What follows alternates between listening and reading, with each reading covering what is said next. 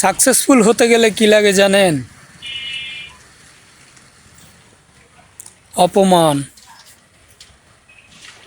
যখন মানুষ আপনাকে অপমান করবে তখন আপনার অনেক কষ্ট হবে, নিজেকে একাকিত্ব বোধ হবে। তখন পথ থেকে সরবেন না।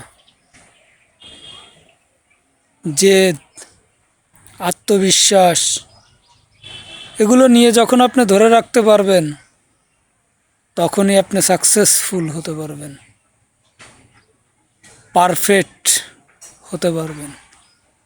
যারা আপনাকে অপমান করেছে তখন আপনার কাছে তারা গিয়ে বলবে, ভাই দুঃখিত।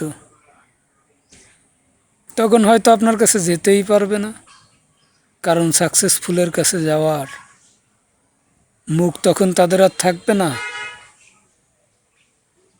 এটাই সত্য।